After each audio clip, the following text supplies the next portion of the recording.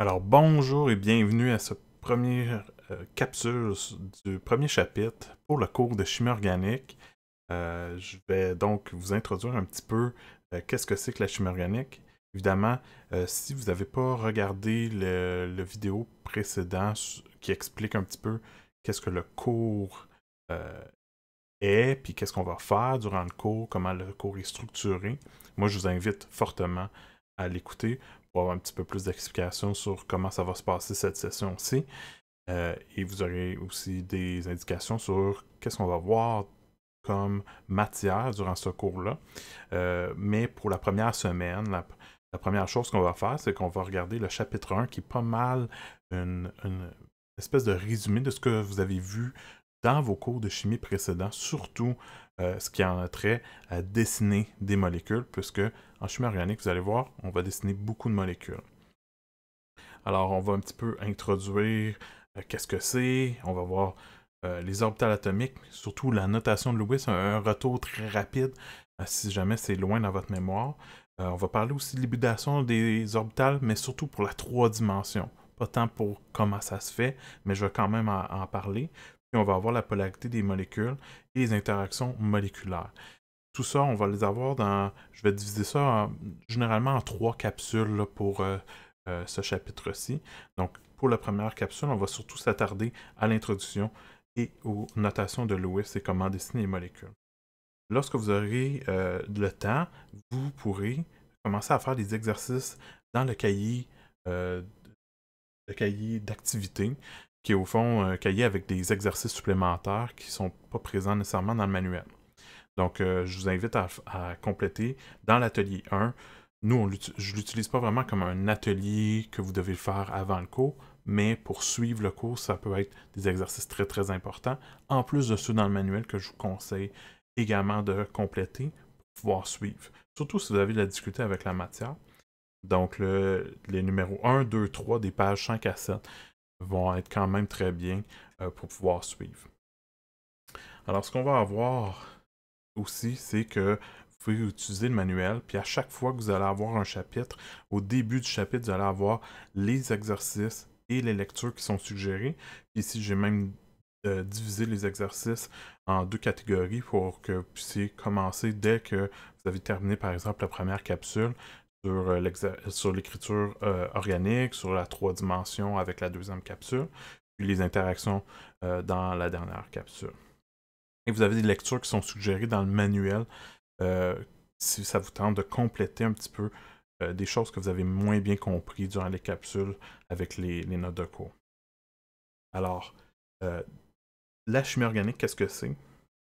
Au fond, avant 1828, on considérait les molécules organiques comme des molécules qui font la base du vivant, puis c'était des molécules très, très, très complexes pour les gens dans ce temps-là, trop complexes pour être vraiment bien compris. Fait que ce qu'on disait, c'est que c'était des molécules qui avaient une force vitale interne qui faisait en sorte que c'était trop difficile à reproduire et trop difficile à comprendre. Donc, les molécules de chimie organique font partie intégrante du vivant, puis ça va revenir souvent. Mais à partir de 1828, qu'est-ce qui s'est passé? C'est qu'il y a eu la première synthèse d'une molécule organique en laboratoire. Ça a été fait par le chercheur Friedrich Wöhler, qui est un Suisse, qui a réussi à produire une petite molécule, vous allez me dire, une molécule qu'on a dans l'urine qui est l'urée. Okay? Donc, qui est quand même un dérivé de molécules lors de la digestion des protéines, par exemple. Comment il a fait ça? C'est qu'en fait, il a utilisé le cyanate d'ammonium que vous avez ici. Et ce qu'il a utilisé aussi au-dessus de la flèche réactionnelle, ça veut dire quelque chose de particulier. Ça, c'est le symbole qu'on va utiliser assez fréquemment dans le cours. Et je vous invite à le noter, qu'on va chauffer. Okay? C'est de la chaleur. Donc, on chauffe à une certaine température. On veut donner de la chaleur à la molécule pour que la réaction puisse se faire. Okay? Donc, on va voir assez fréquemment lorsqu'on va parler plus de réaction plus tard dans la session, évidemment. Et ça a été tellement important que Il y a même un timbre suisse qui a été produit en honneur de sa découverte-là. Donc, vous avez la molécule de l'urée qui est dessinée sur le timbre. Donc, en chimie organique, maintenant, une fois qu'on a su un petit peu plus comment ça fonctionnait, qu'est-ce que c'était ces molécules-là, on a découvert que la chimie organique, c'était des molécules à base de carbone. Donc, dans le cours, vous allez utiliser plusieurs éléments.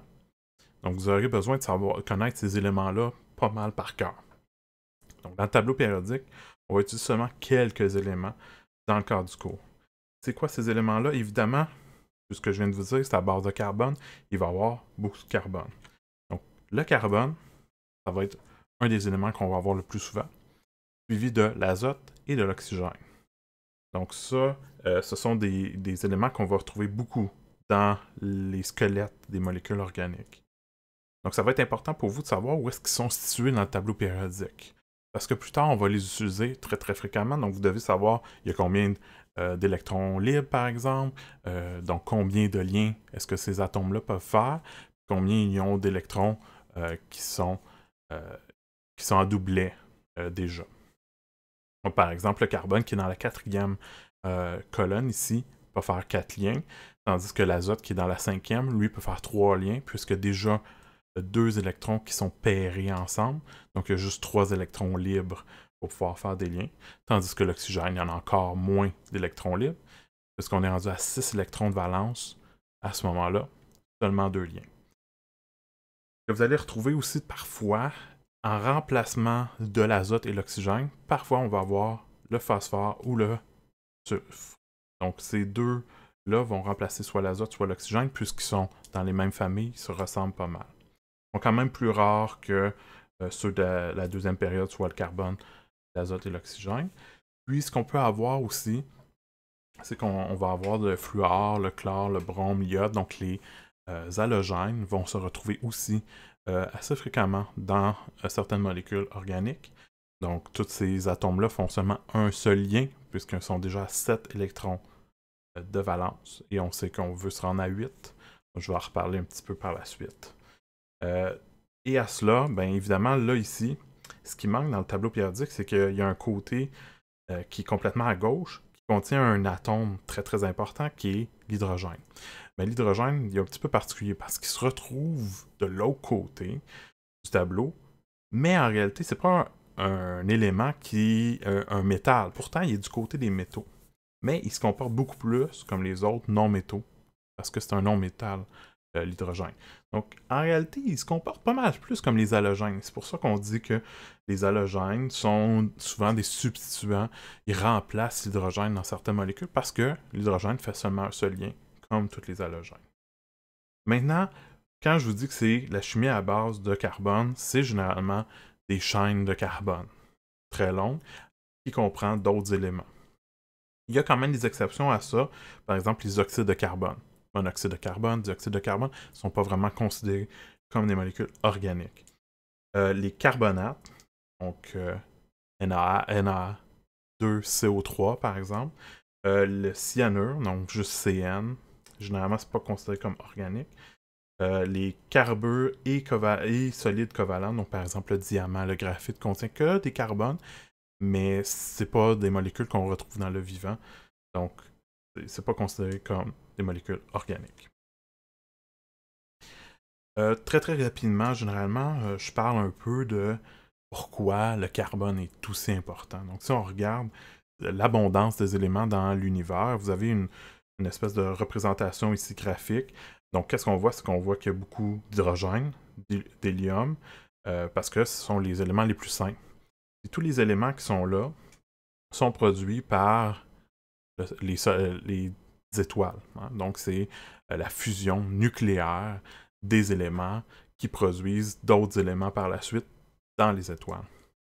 Donc tous les éléments qu'on a ici sont retrouvés par les étoiles, sont produits, ont été produits par le passé par des étoiles. Et lorsque les étoiles ont arrêté de pouvoir faire la fusion, ben la poudre d'étoiles se sont dissipées, donc les éléments se sont retrouvés à être dissipés, dispersés, former des nuages ailleurs pour former, par exemple, notre planète.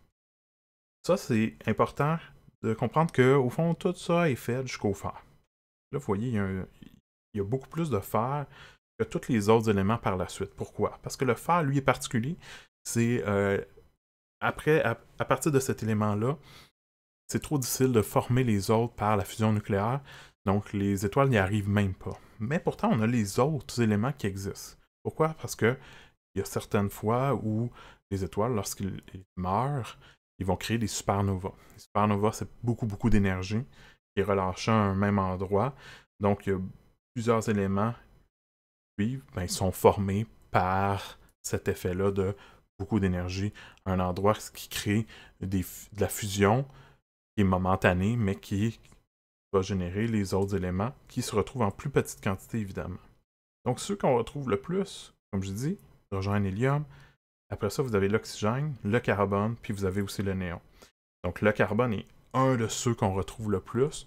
Donc, ça donne que c'est plus possible de former beaucoup de molécules grâce à cet élément-là, parce qu'il se retrouve très, très souvent dans la nature.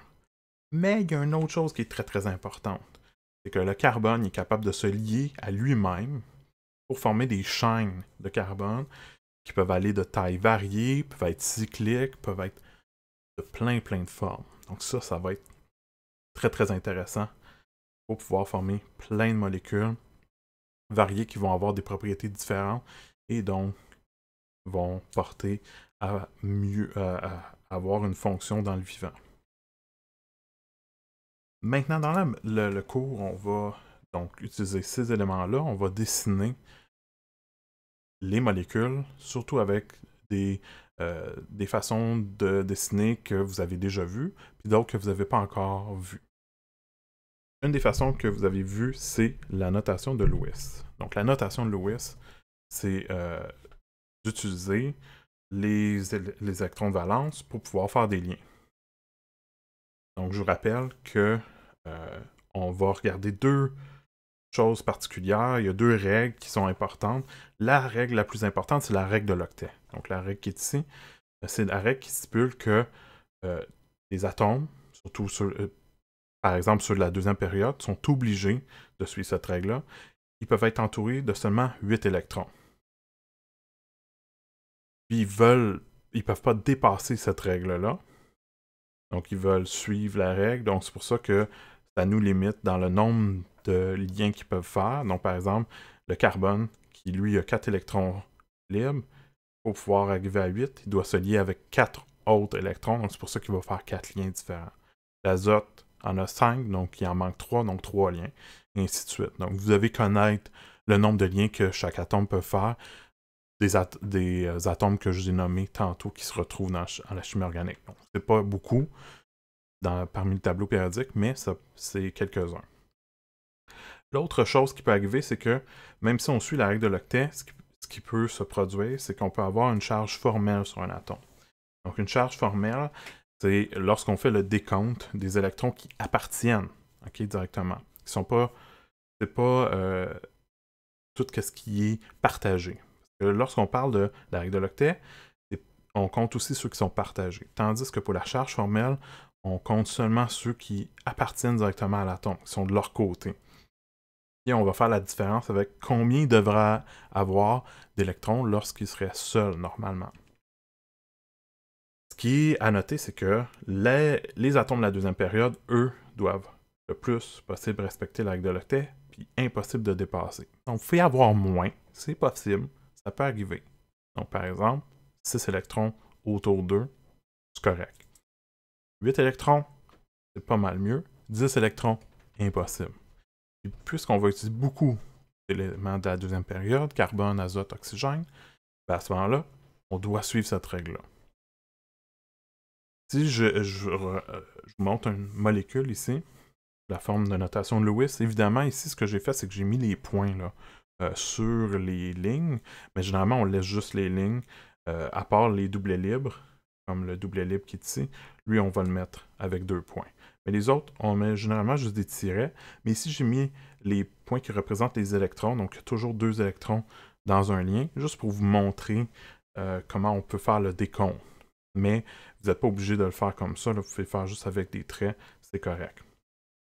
Donc par exemple, si on regarde le carbone qui est là, 4 électrons qui lui appartiennent, hein, il y a 4 électrons qui sont de son côté, il y a 4 autres électrons, donc un par lien, qui sont partagés avec un autre élément. Donc au total, 8 électrons, ça respecte la règle de l'octet. Par contre, si je veux voir si, en plus de respecter la règle de l'octet, est-ce qu'il y a une charge, c'est-à-dire est-ce qu'il est chargé négativement, positivement, ou est-ce qu'il est neutre? Mais si je fais le décompte, je vois que 4 électrons qui lui appartiennent normalement, et qu'en ce moment, il y en a 4. Donc 4 moins 4, ça nous donne 0 comme charge formelle, donc c'est neutre. Du côté de l'oxygène, lui, il y a 5 électrons qui lui appartiennent, et il y a 3 électrons qui sont partagés, donc ça fait un total de 8.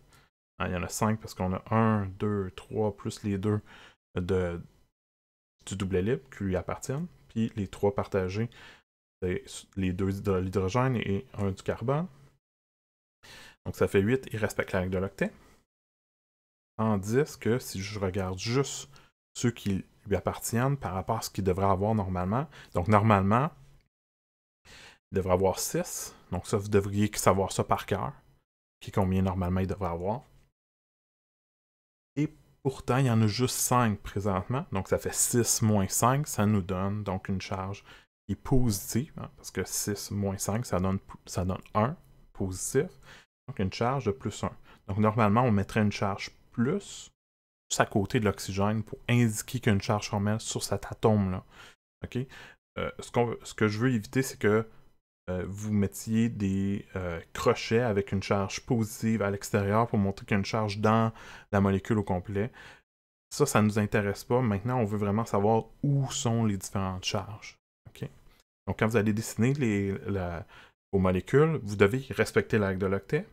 Mais ça ne veut pas dire qu'en respectant la règle de l'octet, il n'y aurait pas un problème pour les charges. Donc, les deux concepts sont indépendants l'un de l'autre.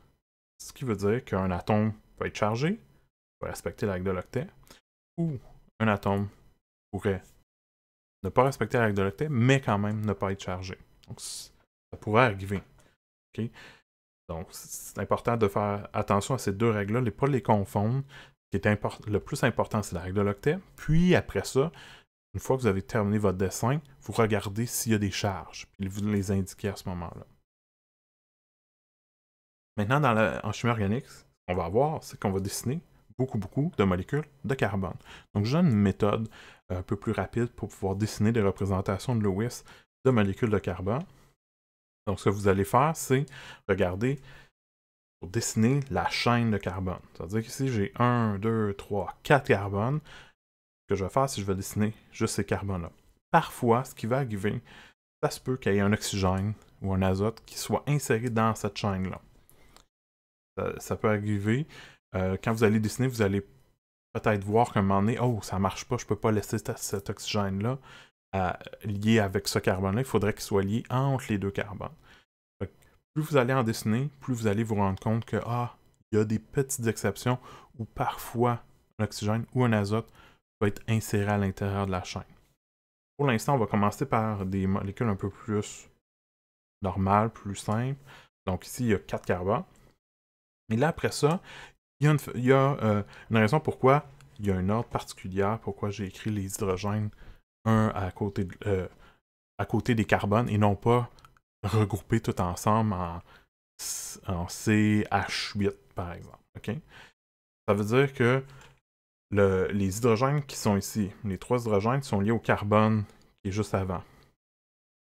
Et ainsi de suite. Ça veut dire qu'on va essayer de toujours mettre ce qui suit, c'est ce qui est lié au carbone. Parfois, on peut tricher pour le premier carbone, parce qu'il y a un espace avant. Donc, parfois, on pourrait mettre d'autres atomes qui seraient quand même liés au premier carbone, mais devant le premier. Mais pour les autres, généralement, on va toujours respecter ça. On va toujours mettre les atomes comme ça. Donc, on va lier les différents atomes. Lier toujours ces atomes-là en lien simple. Même si c'est un oxygène, même si c'est un azote, même si... Peu importe.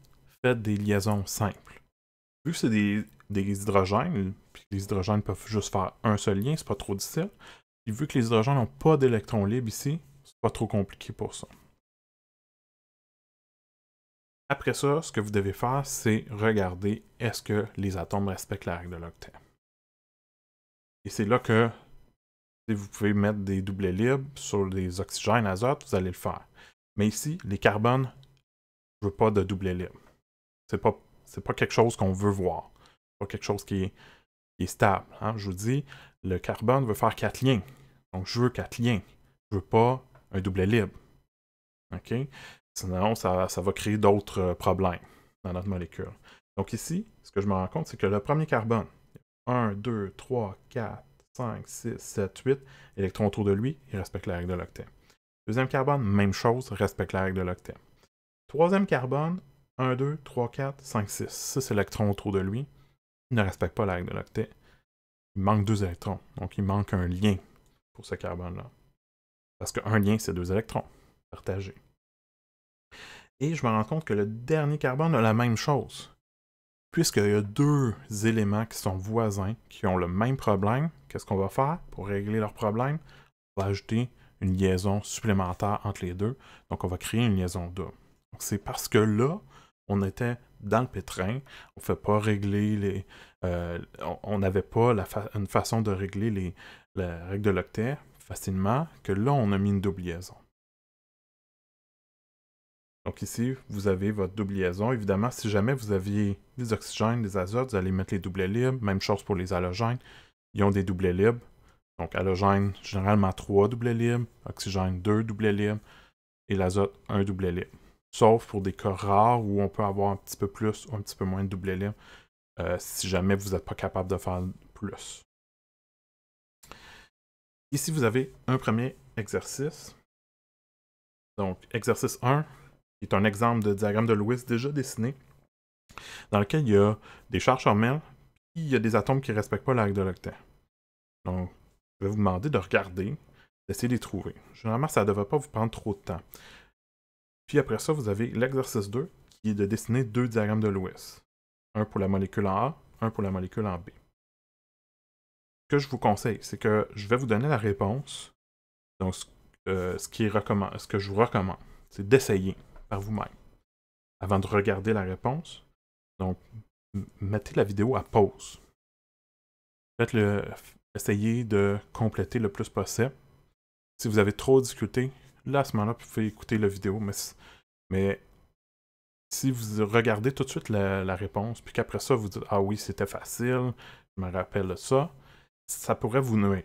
Okay? Je sais que c'est des notions qui sont quand même simples parce que ça fait pas trop longtemps qu'en principe, vous les avez vues. Mais c'est quand même une petite façon de se rappeler tout ce que vous avez vu en chimie générale. Donc, mettez-la à pause, la vidéo, complétez les 2 exercices. Après ça, vous allez pouvoir avoir la réponse maintenant. Alors, dans les 2 exercices, le premier exercice, sur le diagramme de Lewis, ce qu'on peut remarquer, c'est qu'il y a l'oxygène qui est ici, au bout à droite, à gauche, excusez-moi. Lui a 3 doublets libres et un lien. Simple. Donc, qu'est-ce qui arrive, c'est qu'il respecte la règle de l'octet, il y a 8 électrons autour de lui, mais normalement, il devrait avoir 6 électrons qui lui appartiennent, tandis qu'ici, il y en a 6 en doublet libre et un 7e dans le lien. Ça veut dire qu'il y a une charge négative moins 1. Vous n'êtes pas obligé d'écrire le moins 1. Juste écrire moins. Moi, des fois, je les encercle, mais si vous ne l'avez pas encerclé, le moins, c'est pas grave. Ça revient pas mal au même. Une autre chose qu'on peut remarquer, c'est l'azote. Ici, il y a une double liaison avec le carbone, puis il y a des liaisons simples avec les hydrogènes. Il n'y a pas de doublet libre dans ce cas-ci. Parce qu'il y a déjà ces 8 électrons pour suivre la règle de l'octet de façon de partage. Par contre, ça fait en sorte que puisque pas le doublet libre, ben à ce moment-là, il y a juste 4 électrons qui lui appartiennent. Mais normalement, il devrait en avoir 5. Donc 5 moins 4. Donc combien il devrait avoir, moins combien il y en a, ça nous donne plus 1. Donc il y a une charge positive sur l'azote. Une des choses, c'est que ici, je fais tout le calcul au long, mais après un certain temps, ce que vous allez vous rendre compte, c'est que dès que vous allez voir un oxygène avec 3 doublets libres et un lien simple, vous allez savoir, ah, ça, c'est un oxygène qui a une charge négative dessus. À chaque fois que vous allez voir un azote qui a 4 liens, peu importe que ça soit double, simple, mais un total de 4 liens autour de lui sans doublet libre, ben, il y a une charge positive. Fait qu'à un moment donné, vous allez reconnaître les différentes façons que les atomes vont avoir à se représenter en suivant la règle de l'octet le plus possible, avec ou sans les charges. Vous allez facilement pouvoir les discerner, les endroits où il y a des charges, puis les autres, ben, vu qu'il n'y a pas de charge, on laisse comme ça. Fait que tous les carbones ici, les deux premiers, pas de charge, respectent la règle de l'octet, tout est beau. L'oxygène, ici, pas de problème, respecte la règle de l'octet. Il y a 6 électrons qui lui appartiennent. Il y en a 6 qui devraient lui appartenir, donc tout est beau, c'est neutre. Le carbone qui est ici, même chose, pas de problème. Le carbone du bout maintenant, à droite, il y a 6 électrons autour de lui, partagés, donc il ne respecte pas la règle de l'octet. En plus de ne pas respecter la règle de l'octet, il y a une charge positive parce que le carbone devrait avoir 4 électrons qui lui appartiennent, mais il y en a 1, 2, 3, 1 par lien. Donc 4 moins 3, ça nous donne une charge positive de plus 1. Donc ça, c'était vraiment pour vous faire pratiquer un petit peu, là, vous rappeler comment les charges fonctionnent, la règle de l'octet. Mais ce qui est le plus important, c'est comment dessiner les diagrammes de Lewis.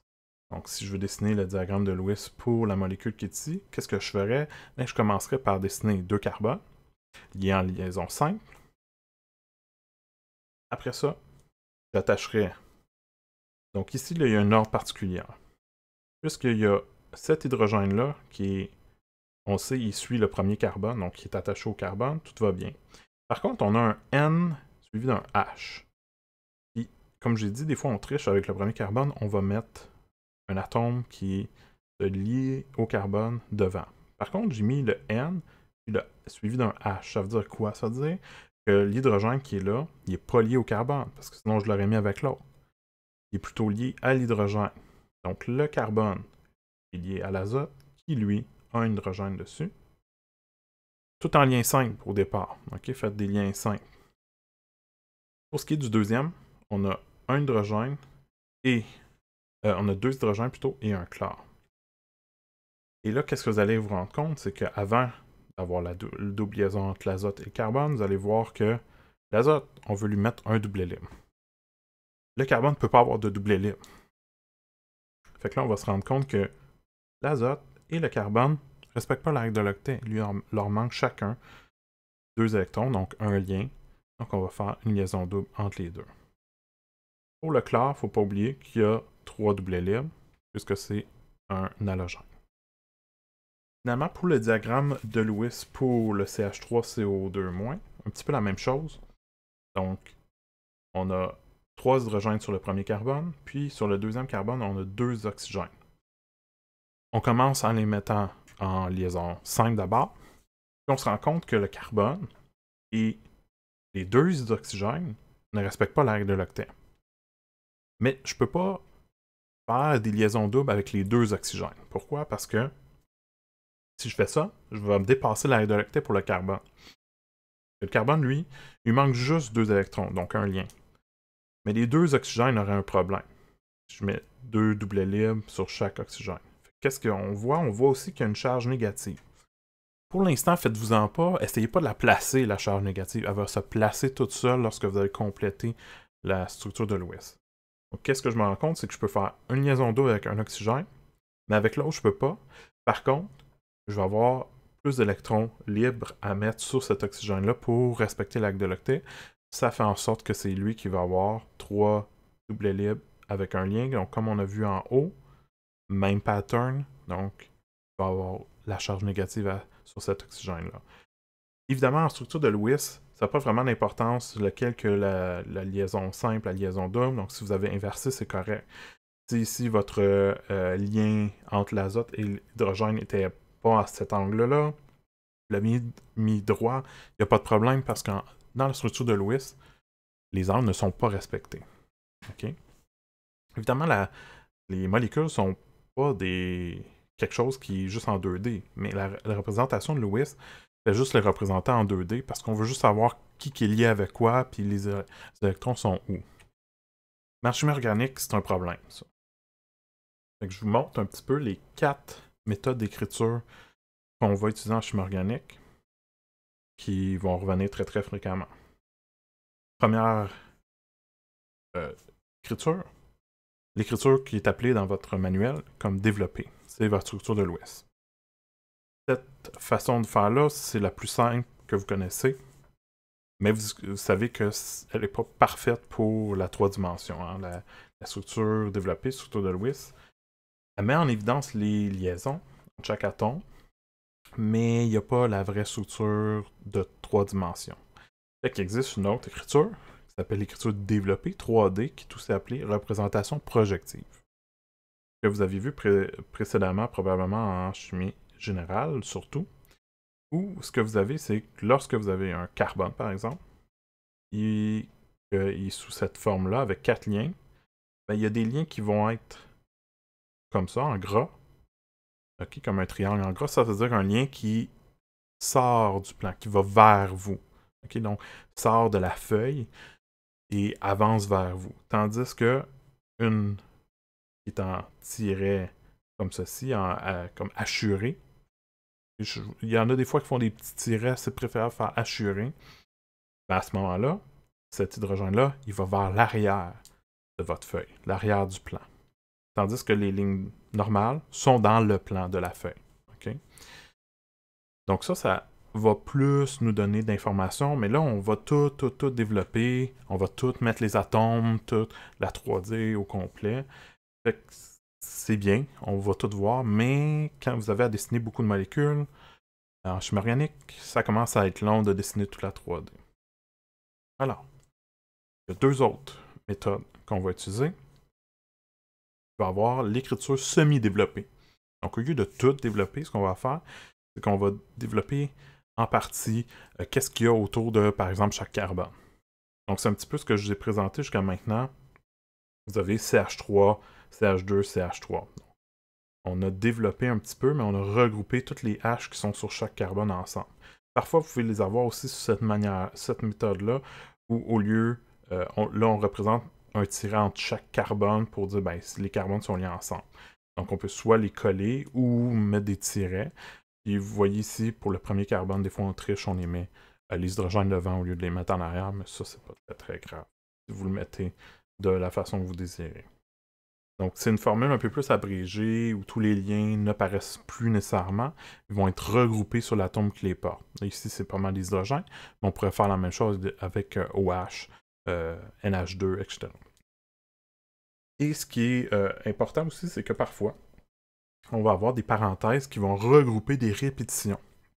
Par exemple, au lieu d'écrire CH3, CH2, CH2, CH2, CH2, CH3, on va écrire CH3, CH2 4 fois, CH3. Ça veut dire que entre les deux CH3 de chaque bout, il y a 4 CH2 qui se retrouvent entre les deux. Mais je n'ai pas besoin de les écrire un à côté de l'autre. Donc ça c'est la méthode d'écriture que vous allez voir le plus fréquemment dans votre manuel. Donc, faire attention à ça, être capable de bien la comprendre, ça va être important. Finalement, l'écriture que nous, on va utiliser le plus souvent, c'est l'écriture simplifiée, ou c'est appelé stylisée.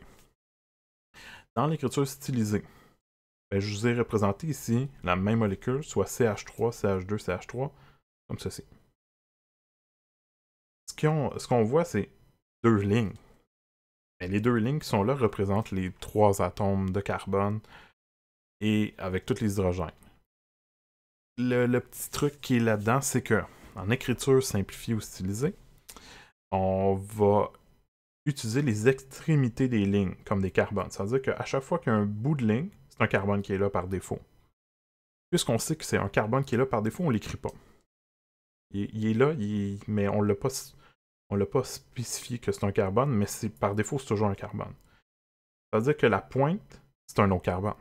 Parce que on arrête une ligne, puis on va repartir une autre ligne, c'est un autre carbone. Fait qu'on a 1, 2, 3 carbones. Pas le nombre de lignes, c'est le nombre d'extrémités. Donc on a nos 3 carbones.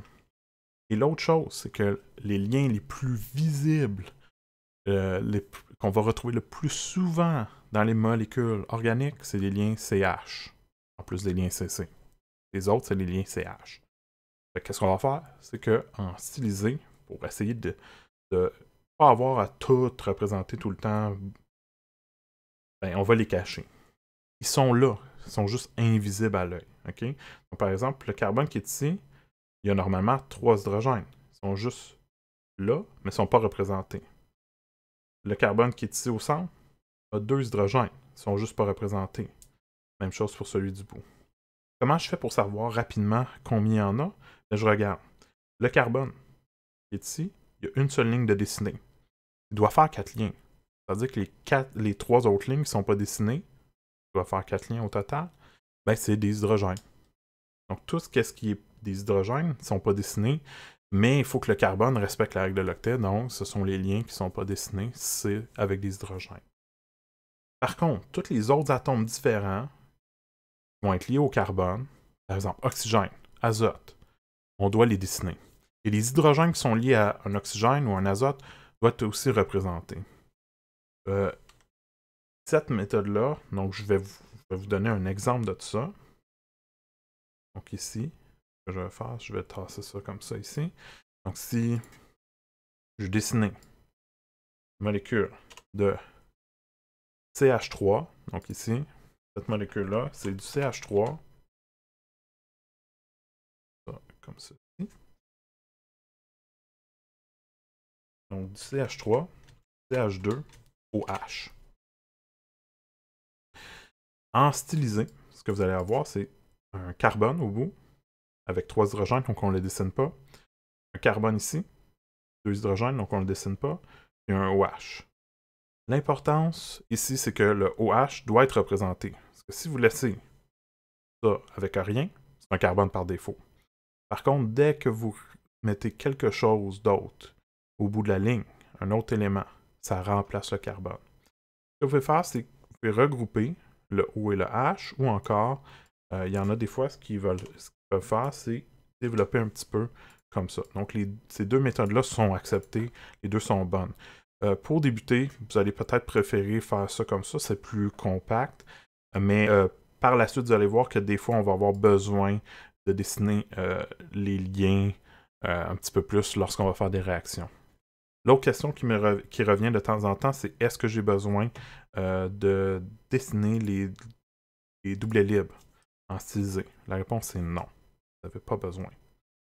L'autre chose qui est important, c'est qu'en stylisé, je reviens sur les notes. En stylisé, on représente la 3D. Dans le cas qui est là, le fait qu'on utilise un zigzag fait en sorte qu'on respecte la 3 dimensions entre les liens. On va voir par la suite que les angles importants, par exemple si j'ai des tétraèdres, je suis en forme tétraédrique parce qu'il y a 4 choses autour du carbone, c'est 109 degrés. Donc ça respecte à peu près 109 degrés ici. La même chose pour la liaison double, on va voir plus tard que c'est 120 degrés autour des liaisons doubles. Donc on doit respecter ça. Donc le faire en forme de zigzag, ça respecte ça. Le seul que ça ne respecte pas, c'est la liaison triple. La liaison triple, si je reviens ici, la liaison triple, elle, si je la fais de cette manière-ci, ça, ici, c'est pas bon, c'est pas correct. OK? Donc, ça ici, vous ne devez pas faire ça. Ça, c'est erroné. La bonne façon de dessiner des liens autour d'une liaison triple, c'est en continuant les premières lignes. C'est-à-dire, ici, il y a un carbone au bout, il y a un carbone où la liaison triple commence. Ici, il y a un carbone où la liaison triple se termine. Puis si on fait une autre ligne, c'est qu'il y a un autre carbone. Vous n'êtes pas obligé. Si jamais vous ne voulez pas avoir de carbone d'un côté, il faudra enlever cette ligne-là. Okay?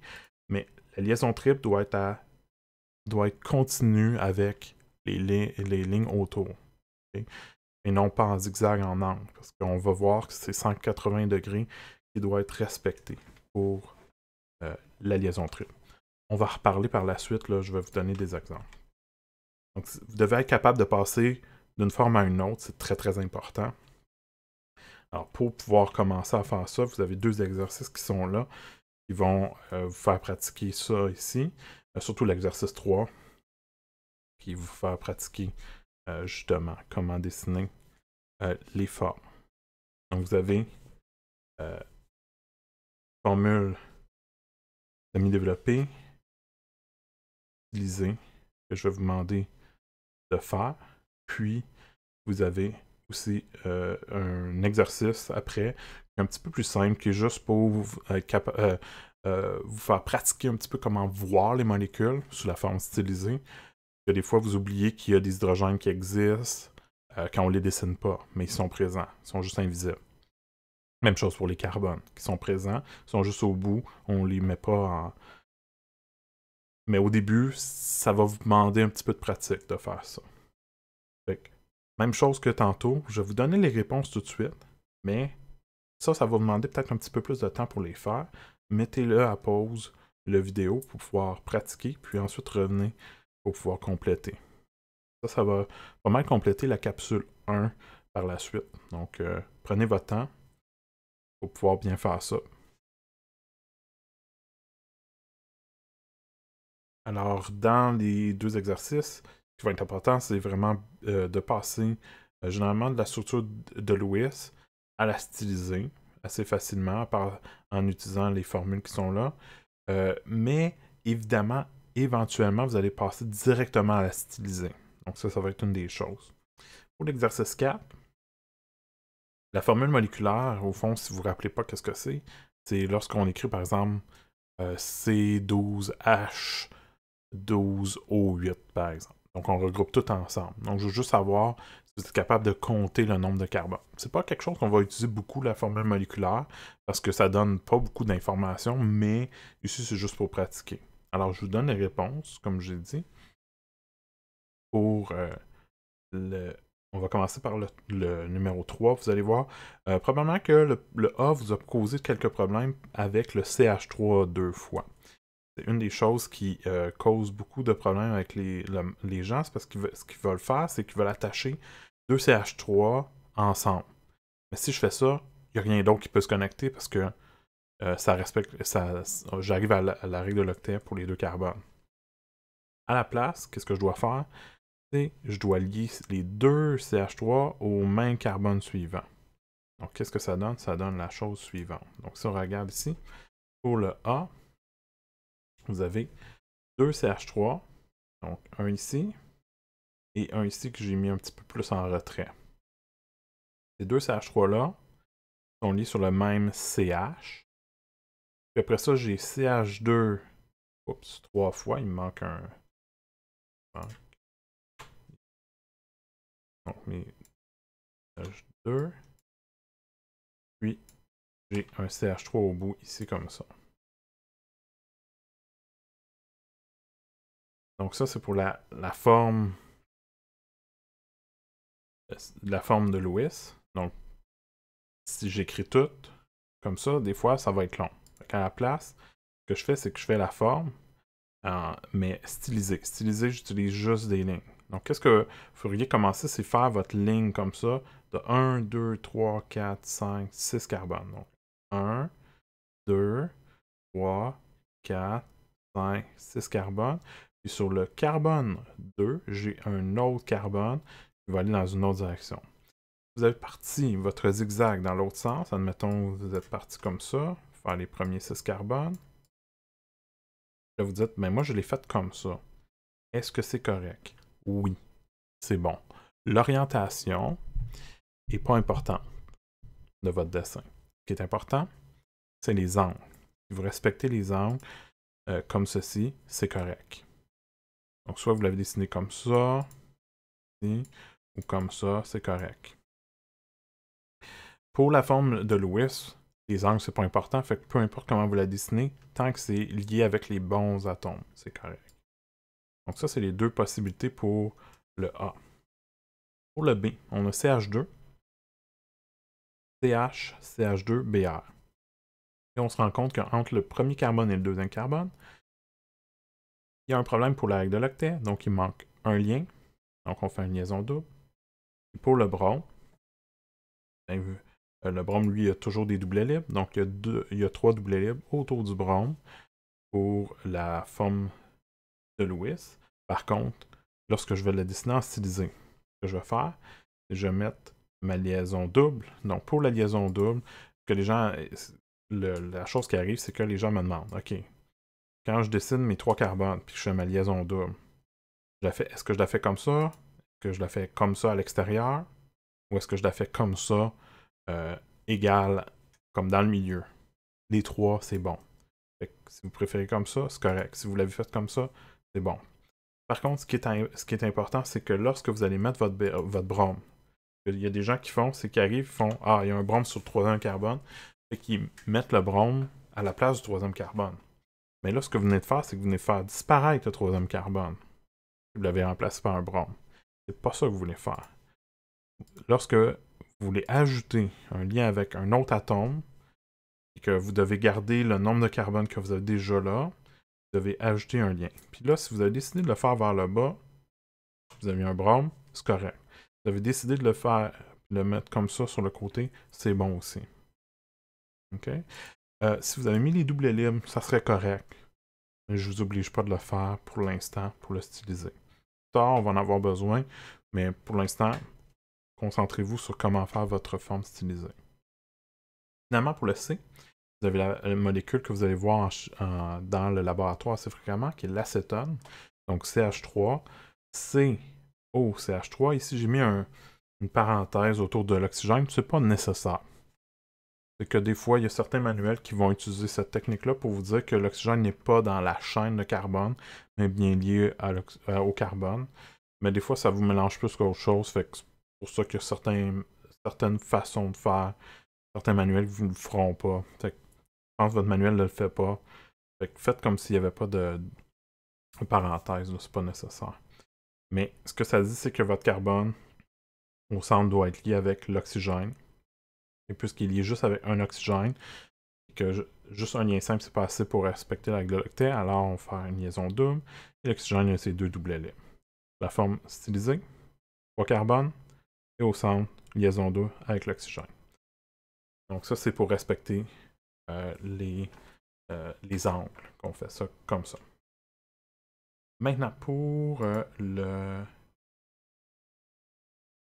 l'exercice 4, vous avez les molécules qui sont là.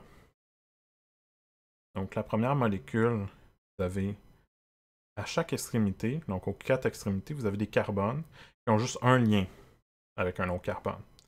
Donc, par défaut, on sait que les carbones doivent faire 4 liens. Mais si on voit juste une ligne, ça veut dire qu'il y a 3 liens qui ne sont pas dessinés. Donc, vous avez 3 hydrogènes sur les 4 bouts ici. Ça veut dire qu'il y a déjà 12 hydrogènes ici. Il y a sur les carbones qui sont au centre des 3 lignes, mais ça veut dire qu'il manque un lien, un hydrogène. Et celui au centre, le carbone qui est tout au centre de cette molécule-là, a 2 liens qui ne sont pas présentés, puisqu'il y a 2 lignes déjà présentées, pour avoir un total de 4. Ça veut dire qu'au total, ici, j'ai 7 carbones. Si on compte, 1, 2, 3, 4, 5, 6, 7. Et j'ai 16 hydrogènes au total. On fait le même travail avec le B. On a 4 carbones. On va avoir un oxygène qu'on met au bout généralement là, pour les formules moléculaires. On va avoir 3 hydrogènes sur les 2 carbones des bouts, et 2 hydrogènes sur ceux du centre, parce qu'eux, ils ont déjà 2 lignes, donc 2 hydrogènes qui ne sont pas représentés, mais qui sont là. Donc ça fait qu'on a du C4H10O pour le B. Le C. Le C, on a 1, 2, 3, 4, 5 carbones. Souvent, les gens oublient le carbone qui est ici, le double OH. Pour une raison que c'est parce qu'il est différent des autres. Mais oubliez-le pas. Même chose quand vous faites votre compte d'hydrogène. Vous oubliez l'hydrogène qui est ici. Il est dessiné, il est représenté. Fait que vous êtes comme plus habitué. Fait que vous faites le compte des autres. Ok, il y en a 3 sur celui du bout, 2, 2, 2, il n'y en a pas sur celui qui est ici. Donc ça fait un total de 9, mais vous oubliez celui-là. C'est un total de 10. Donc C5H10O. Pour le D c'est une molécule qu'on va voir de temps en temps, le cyclohexane, c'est un bon solvant. Il y a 6 carbones en cycle, donc ça c'est une molécule cyclique. Chaque carbone est pareil. Okay? Donc si je regarde un carbone, je vois qu'il y a 2 liaisons avec d'autres voisins d'autres carbones. Il me manque 2 liaisons qui sont pas représentées, qui sont des hydrogènes. Vu que j'ai 6 carbones, ben, je vais avoir 6 fois 2 hydrogènes, donc C6H12. Par contre, le E, lui, c'est une autre molécule solvant, c'est le benzène. Cette molécule-là est plus très utilisée parce qu'il y a des problèmes liés au cancer avec cette molécule-là. Mais ce qu'on va remarquer, c'est que 6 carbones, comme tantôt, mais là, il y a des doubles liaisons qui sont intermittents avec des liens simples. Donc, parfois, une fois j'ai une double, après ça, j'ai une simple, une double, une simple, etc. Okay? Donc, intercalés. Ça fait en sorte que chaque carbone, maintenant, a 3 liens avec d'autres carbones. Ça veut dire qu'il y a juste une place pour un hydrogène sur chaque carbone. Et c'est pour ça que c'est du C6H6 pour le E. Donc ça complète les premiers exercices pour vous mettre dedans. Par la suite, la prochaine capsule va porter un petit peu plus sur la 3 dimensions, la 3D. Donc, pratiquez.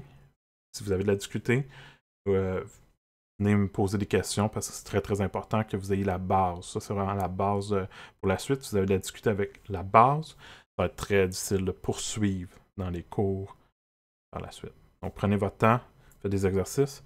Et après ça, vous pouvez passer. Vous pourrez aussi écouter la prochaine capsule, évidemment. Ça pourra peut-être vous aider. Mais faites des exercices, ça va être important. Alors, à la prochaine capsule.